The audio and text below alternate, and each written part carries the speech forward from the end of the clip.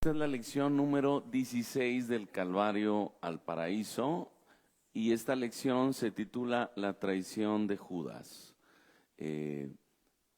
Mateo 26, Marcos, Lucas, Juan, los 4 evangelios narran esta historia y narran algunos aspectos que podemos resumir mientras vamos leyendo. Hoy solamente vamos a leer Mateo y Juan. Mateo capítulo 26 dice: mientras todavía hablaba Jesús, vino Judas, uno de los 12, y con él mucha gente con espadas y palos, de parte de los principales sacerdotes y los ancianos del pueblo. Un par de días antes, Judas había negociado por 30 monedas de plata entregar a Jesús al grupo del Sanedrín.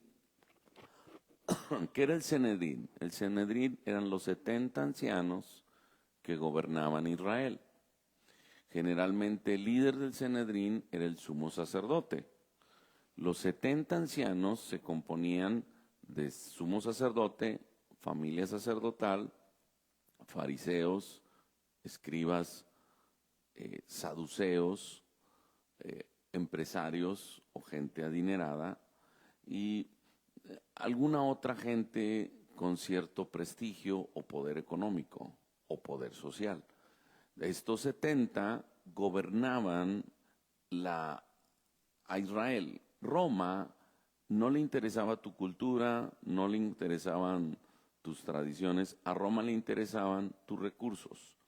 Entonces Roma conquistaba naciones y ponía líderes, ya sea gobernadores, reyes, procónsules, de todo tipo de liderazgos, hay diferentes jerarquías, pero a los pueblos no los gobernaba con su cultura, es decir, no imponía su lengua, no imponía sus dioses, sus tradiciones, sino dejaba que el pueblo se gobernara o que tuvieran sus usos, costumbres, religiones, dioses, no le importaba. Ellos querían tus impuestos, tu dinero, tu oro, lo que tengas que a mí me importe, yo lo quiero. Ese era lo que quería Roma.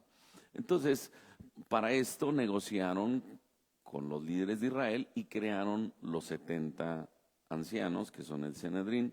Esto lo encontramos, ¿alguien recuerda dónde lo encontramos? En Éxodo, cuando Moisés está juzgando las situaciones del pueblo, Jetro le recomienda levantar 70 ancianos. 70 significa ancianidad o sabiduría. Esa es la idea. La idea es que quien nos gobierne tenga sabiduría. Incluso algunos países, sus senados, sus senadores, se procuraba que sea gente sabia. Hoy yo no puedo decir lo mismo de nuestra nación, pero se supone que la gente más sabia es la que nos debe de gobernar.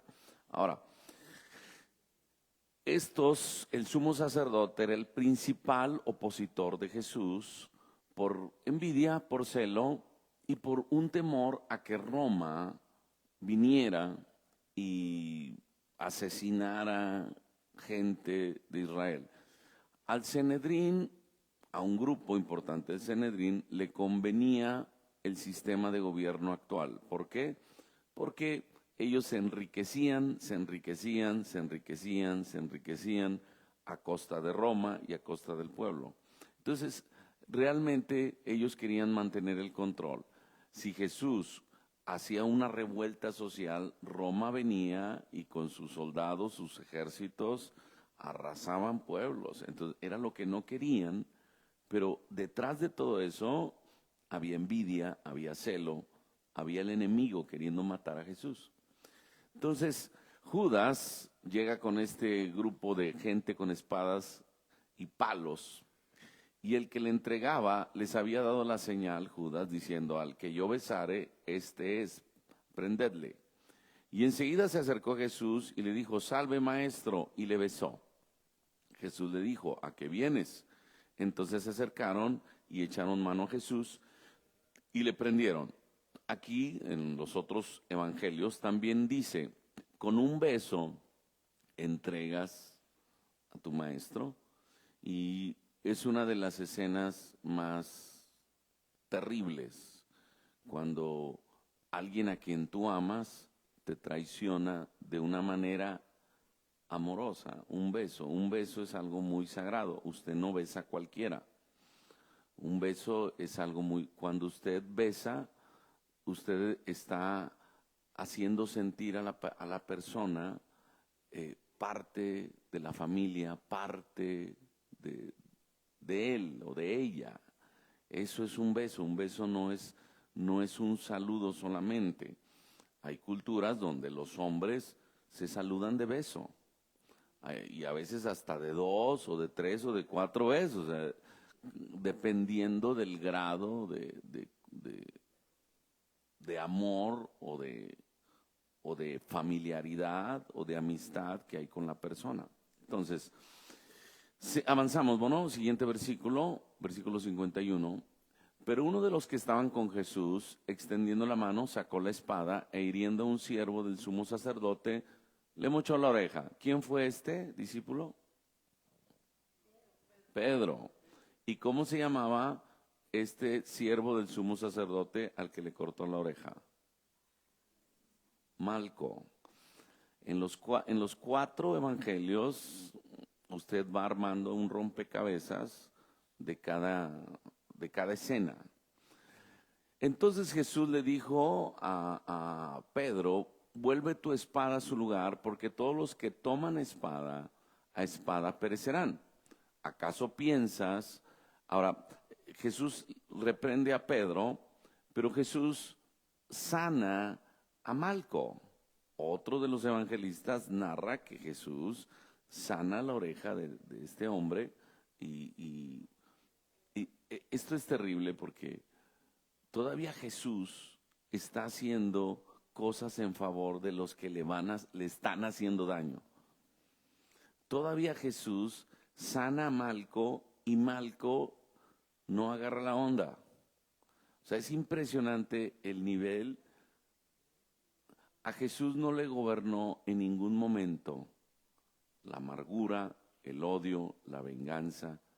A Jesús en ningún momento le gobernó este tipo de características de un hombre que ha sido engañado, traicionado. Al contrario, a Jesús lo seguía gobernando el amor hacia la humanidad. Ahora mire, este es importante. Le dice a Pedro, ¿acaso piensas que no puedo ahora orar a mi Padre y que Él no me daría más de 12 legiones de ángeles? Pero ¿cómo entonces se cumplirían las Escrituras que es necesario que así se haga? Jesús tenía el poder de no participar en el Vía Crucis. Su padre le dijo a él, si no quieres, no. Pero Jesús dijo, no se haga mi voluntad, sino la tuya. El plan es salvar a la humanidad. Nadie me quita la vida, yo la pongo. Yo la pongo. Entonces Jesús mismo está poniendo su vida por nosotros. ¿Y él pudo haberse salvado? Sí, pero no lo hizo para salvarte a ti.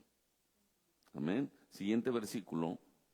Dice, en aquella hora dijo Jesús a la gente, como contra un ladrón habéis salido con espadas y con palos para prenderme. Cada día me sentaba con vosotros enseñando en el templo y no me prendisteis. Mas todo esto sucede para que se cumplan las escrituras de los profetas. Entonces, lea esto conmigo. Entonces todos los discípulos que dejándole huyeron. Esta es una de las escenas más tristes de Jesús. Uno lo traiciona y los otros se van, lo abandonan. No quedó uno, dice ahí, todos se fueron.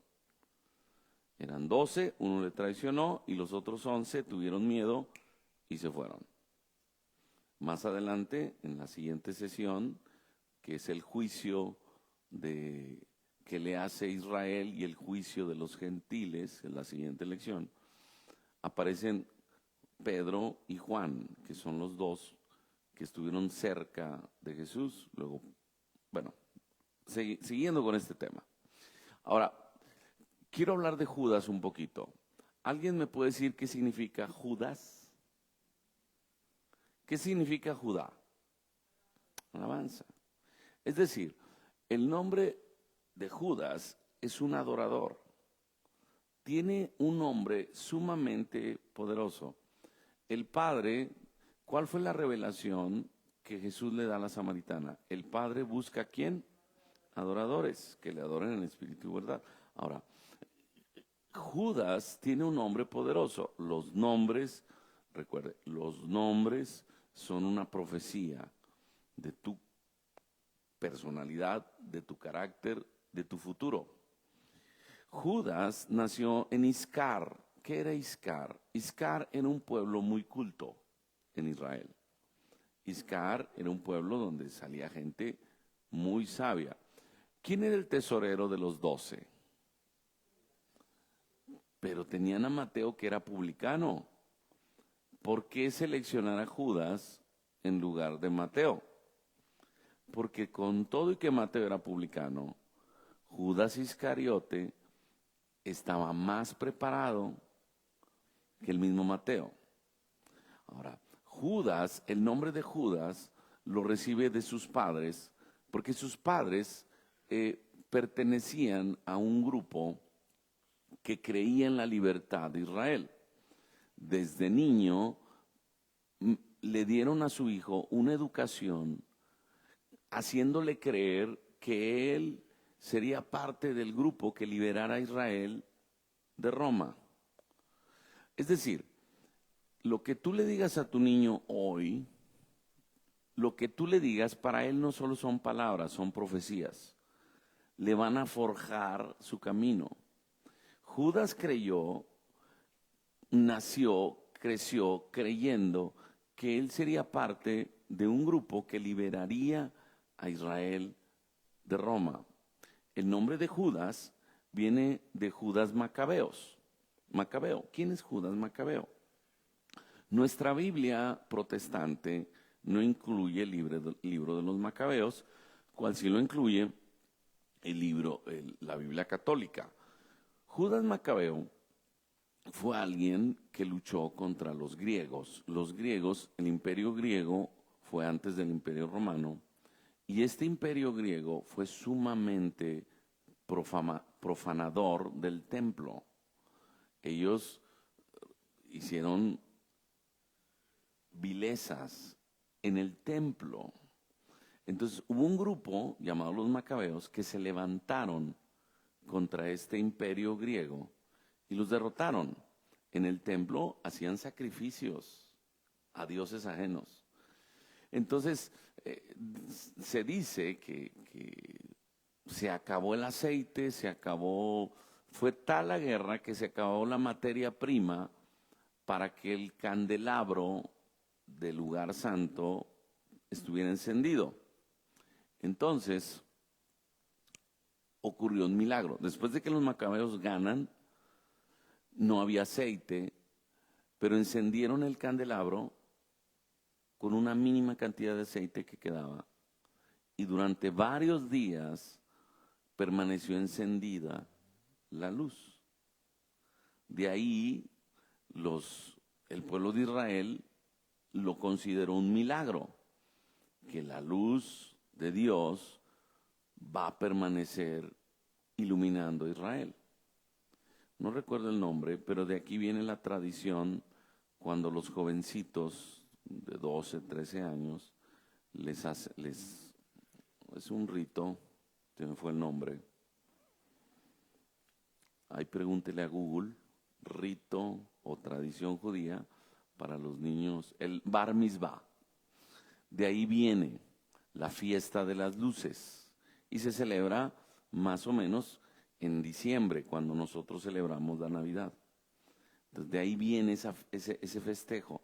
Judas recibe el nombre porque sus padres veían a Judas Macabeo como el Pancho Villa de nosotros, o como el Zapata o el Miguel Hidalgo, y en honor a ese Judas, a su hijo le ponen Judas. Entonces Judas crece preparado, Judas crece con capacidad intelectual, con capacidad negociadora, y en el camino conoce a Jesús.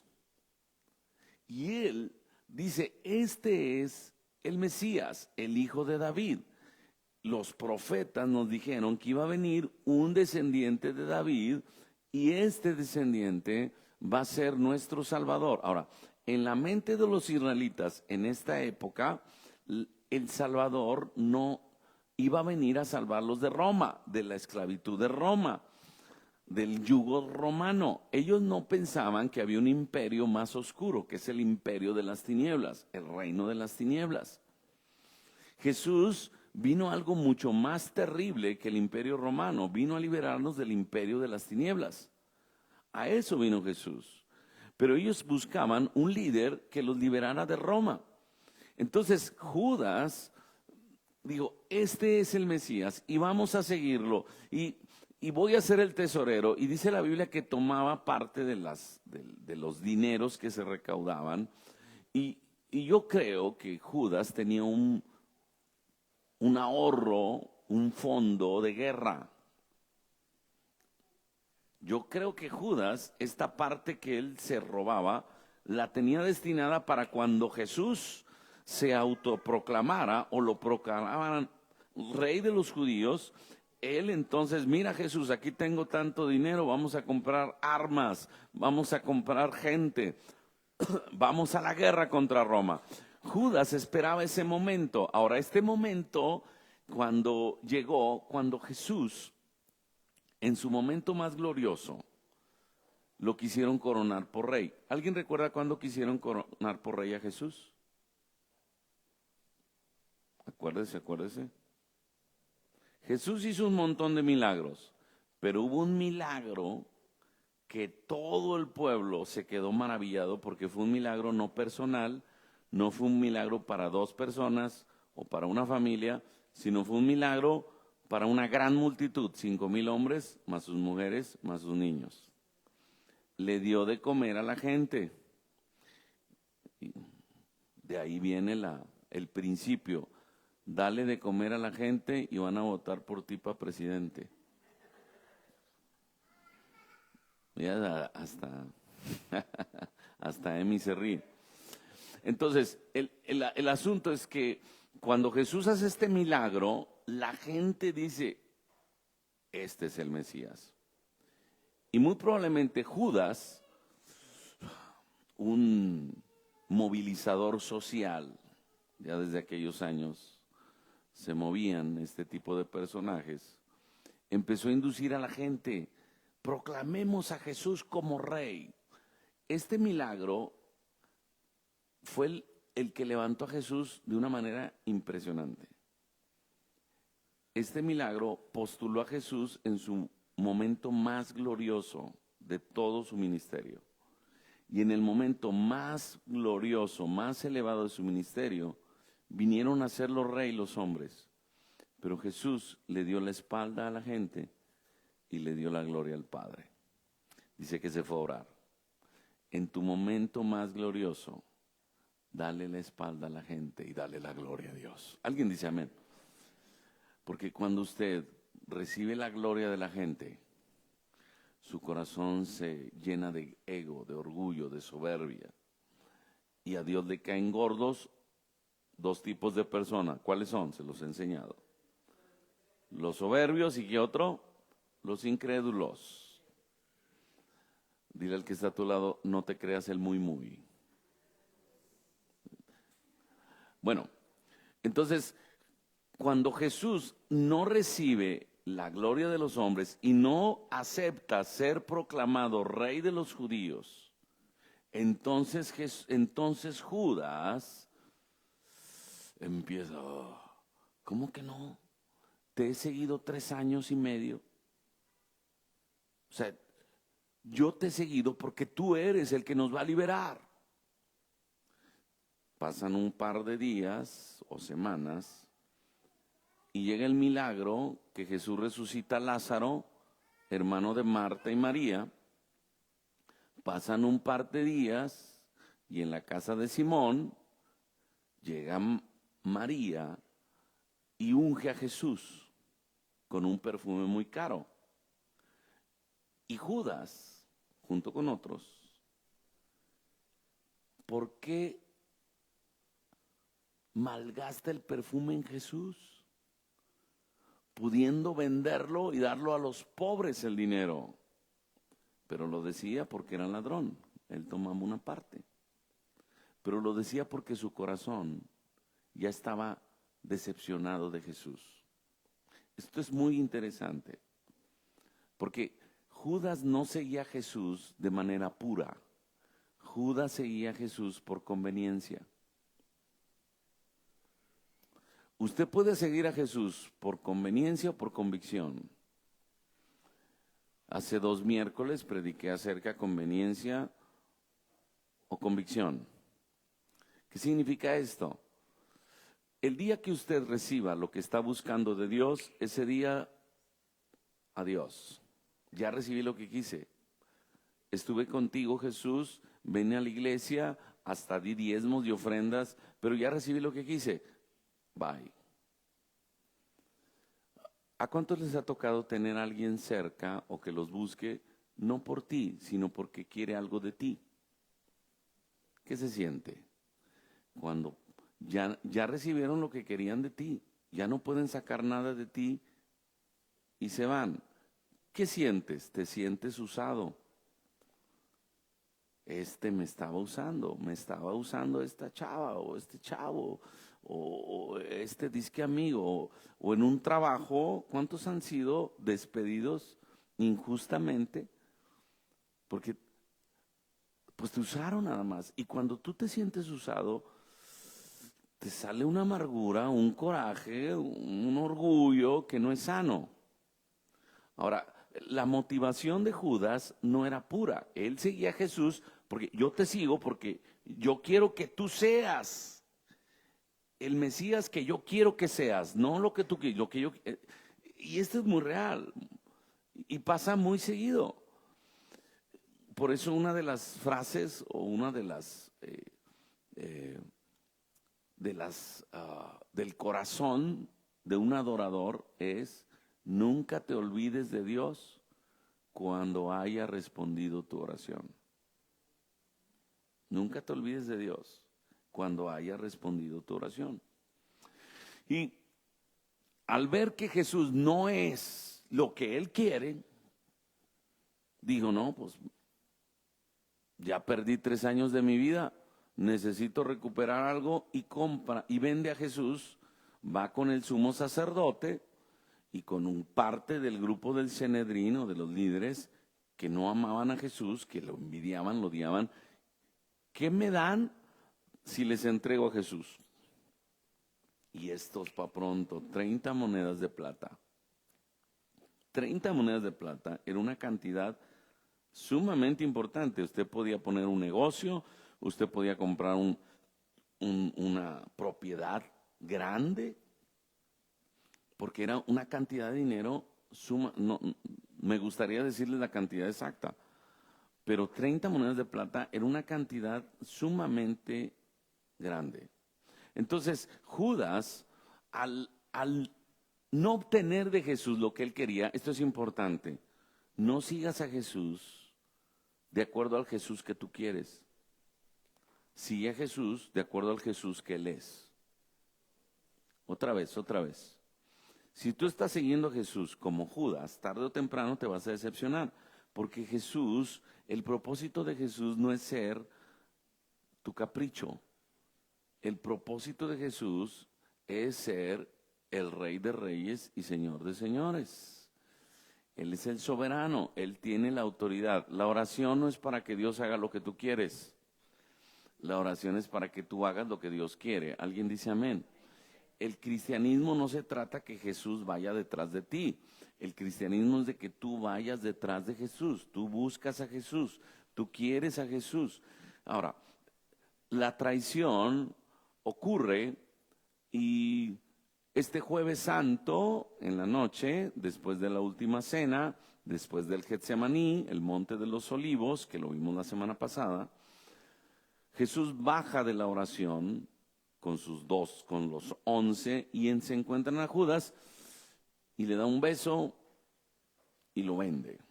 Y se consuma la traición. Ahora, avanzamos. Hay una parte que quiero leer en Juan 18, es la misma escena.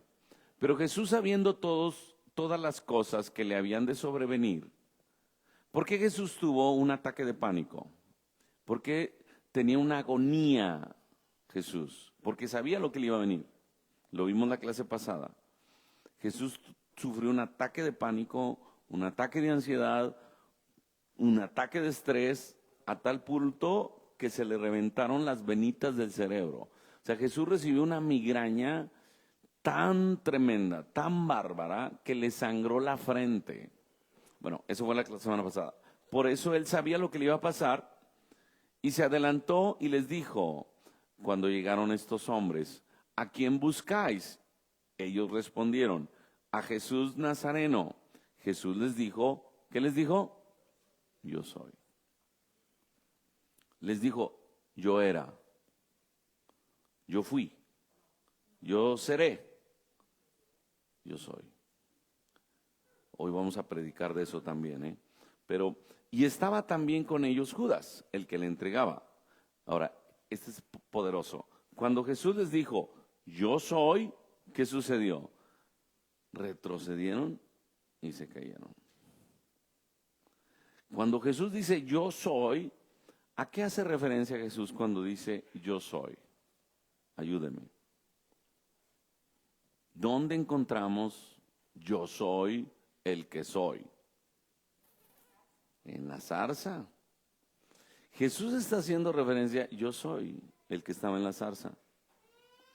Yo soy. Ahora, toda la Escritura habla de Jesús. Desde Génesis hasta Apocalipsis, toda la Biblia es Jesús. Cuando van camino a Emaús, Jesús se le aparece a dos discípulos y dice, y nos abrieron las Escrituras. Nos abrieron las Escrituras y nos reveló a Jesús en cada episodio, en cada pasaje de la Biblia. Desde Génesis 1. Y dijo Dios, sea la luz, y fue la luz. En el principio creó Dios los cielos y la tierra. Ahí estaba Jesús. Él era la voz con la que se creó. Jesús está en todas las Escrituras. ¿Quién es el Cordero Pascual? Jesús. Jesús está en todas las Escrituras. Los profetas hablaban de que el Mesías iba a morir en un madero. Eso sucedió, Isaías escribió esto 700 años antes de que esto ocurriera. Todavía no estaba el imperio romano. En ese momento de Isaías estaba el imperio asirio. Después del imperio asirio vino el imperio babilónico, luego el imperio persa, luego el medo-persa, luego vinieron los griegos o los macedonios, los griegos, y luego los romanos. O sea, pasaron un montón de años y estaba profetizado todo esto. Por eso Jesús también dice, se tienen que cumplir las Escrituras. Lo que se profetiza, lo que Dios dice, se tiene que cumplir. ¿Alguien dice amén? Entonces, si usted tiene una promesa, se tiene que cumplir. ¿Alguien dice amén? Entonces, ellos caen por el poder del yo soy. Incluso, Filipenses nos dice que todos en el cielo, en la tierra y debajo de la tierra, nos vamos a caer. Y vamos a confesar de rodillas que Cristo es el Señor para la gloria de Dios Padre. Amén. Si avanzamos, ya estamos terminando la lección. Ahora, del Calvario al Paraíso es un curso en el cual queremos comunicar, aprender, descubrir toda la herencia de la obra de Cristo. Cristo nos heredó cosas a través de su obra. Y esa herencia es sumamente bendita. Mire, Jesús sufrió el dolor de todas las traiciones, engaños, mentiras, deslealtades, infidelidades, abandonos, rechazos, soledades que el hombre puede experimentar a lo largo de su vida. Jesús sufrió en el Getsemaní. ¿Qué sufrió? Tus ataques de pánico. Recuerde, Isaías 53 dice que Jesús llevó el castigo de nuestra paz, que sufrió nuestros dolores, que Jesús llevó en su cuerpo, en su llaga, nosotros somos curados. La Biblia narra la obra de Jesús, pero a veces no entendemos el propósito de todo lo que Jesús sufrió. Todo lo que Jesús sufrió es para ahorrarte a ti un sufrimiento. Todo lo que Jesús sufrió, en este caso, la traición. ¿Cuántos han sido traicionados, abandonados, rechazados? ¿Cuántos han sufrido la deslealtad? ¿Cuántos han sufrido un tipo de infidelidad o un tipo de mentira o de engaño? ¿Cuántos han sufrido un tipo de abuso? ¿Cuántos han sentido un tipo de me están usando y como ya no pueden sacar nada de mí, ya me mandan por un tubo? Todo ese sentimiento de amargura, de dolor, de rabia, de impotencia, de venganza, ahora usted lo puede traer a Jesús y no ser gobernado por este sentimiento, esta sensación, como Jesús no lo fue. Y usted puede bendecir a los que le traicionaron, a los que le dañaron. ¿Qué hizo Jesús con Malco, al que Pedro le mochó la oreja? ¿Qué hubiera hecho yo? No, hombre, córtale la otra, Pedro. ¿Qué hubieras hecho tú? Hombre, córtale la otra oreja, Pedro. Pero a Jesús no lo gobernaba ese tipo de cosas. A Jesús le gobernaba el amor que sentía por nosotros. Y Él decidió sufrir el rechazo, el dolor, la mentira, la deslealtad, para que tú y yo tengamos la capacidad de perdonar. ¿Cuántos todavía traen atorado a alguien? ¿Cuántos todavía traen atorado a alguien? Eso te impide ser feliz. Te impide ser pleno. Eso te impide. Porque en tu corazón hay un espacio que te está haciendo daño. Se cuenta una historia de que un hombre vendió su casa, pero había unas letras chiquitas en el acuerdo de venta de la propiedad. El acuerdo era que dentro de la casa iba a haber un pequeño cuartito, chiquititito, insignificante, de 30 centímetros por 30 centímetros por 30 centímetros por 30 centímetros. Un cuadrito así. Este va a ser mío para siempre. ¿Y cuándo va a venir? No, hombre, rara vez voy a venir. ¿En serio? Y vende la propiedad a un precio muy por debajo de su valor. La familia llegó y, ¡ay, qué bonita casa! Entrabas, estaba la puerta, estaba la sala, el recibidor, la sala, el comedor. La casa era grande, era hermosa, era una residencia.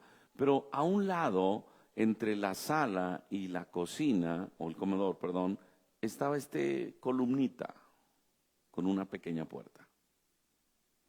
Un día llegó el dueño del cuartito.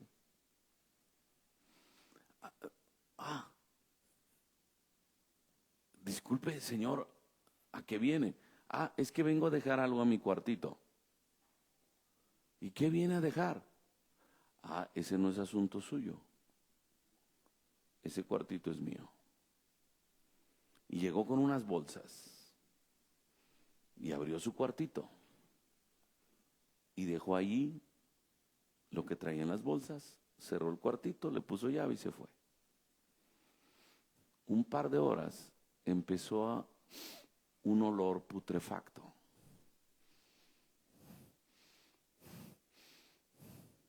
Y, Señor, ¿qué nos trajo? No le puedo decir. ¿Sabes? Y eso nos pasa a muchos de nosotros. Tenemos un cuartito exclusivo para el desgraciado. Está muy larga esa historia. Una más fácil. Imagínate que alguien te echó basura y tú la tienes en tu sala. ¿Qué le va a pasar a tu sala, a tu casa? Va a apestar, va a salir lombrices, va a ser enfermizo estar ahí. Saca la basura. Jesús nos da la oportunidad, a través de esto, de perdonar. El perdón tiene que ver más para bendecirte a ti que para bendecir al otro. Tenemos que perdonar porque Jesús perdonó. Y cuando usted perdona, no significa perdonar en una relación, no significa que tenemos que restaurar la relación, porque no sería sabio si la persona no ha sido transformada o no está arrepentida. ¿Me expliqué? El que se junta con sabios, sabio será. El que se junta con necios será quebrantado. Entonces nuestras relaciones tienen que estar basadas en propósito y tienen que estar basadas en el mismo espíritu. No os unáis en qué? Yugo desigual. Ahora, siguiente bono.